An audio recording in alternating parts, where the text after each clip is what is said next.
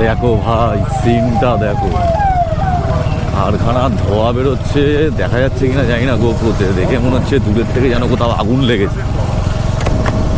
আমি প্রথমে তো আজকে বেরিয়ে পড়েছি বাইক নিয়ে একটু গ্রামের দিকে যাব। চলো তোমাদেরকে দেখাবো গ্রামের কিছু সৌন্দর্য।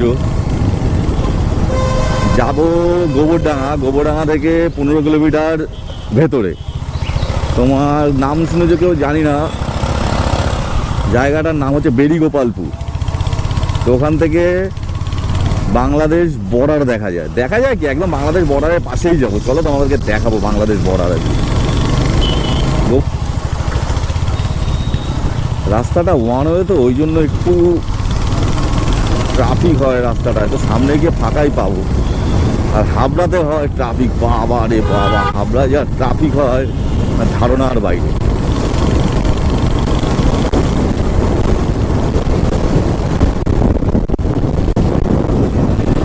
আজকে রাইড স্লো রাইড, আজকে সাথে কেউ নেই, তো সিঙ্গেল যাচ্ছি একা একা।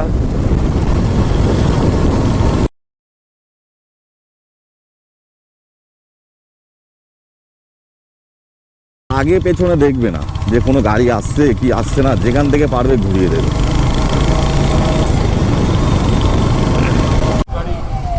দেখো ভাই, সিনটা দেখো, কারখানা ধোয়া বেরোচ্ছে, দেখা যাচ্ছে কিনা জানি না গোপ্রোতে, দেখে মনে হচ্ছে দূরের থেকে যেন কোথাও আগুন লেগেছে।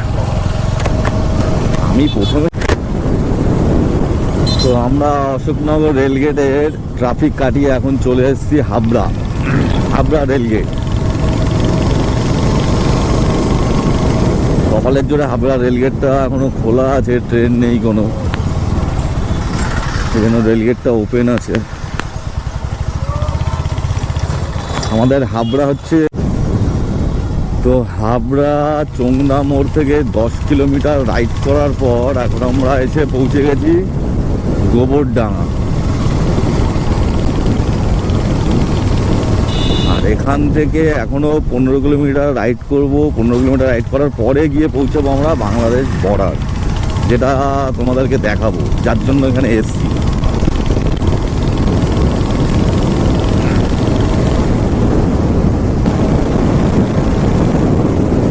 আমরা চলে এসেছি শুটিয়া, এই জায়গাটার নাম শুটিয়া বাজার।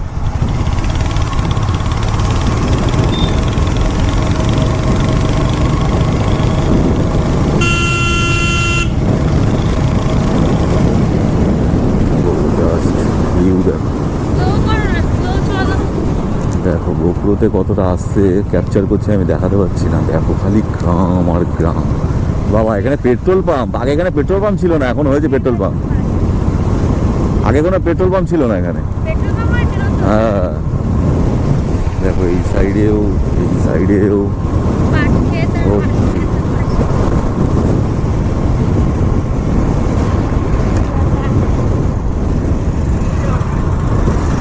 বেরিগোপালপুর হাসনাবাদ যাওয়া যায়।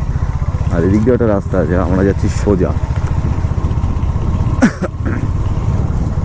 আজ থেকে 5-7 বছর আগে আমি এসেছিলাম, তখন এই রাস্তাটা কাঁচা রাস্তা ছিল, এখনো সামনে আছে কিনা জানি না।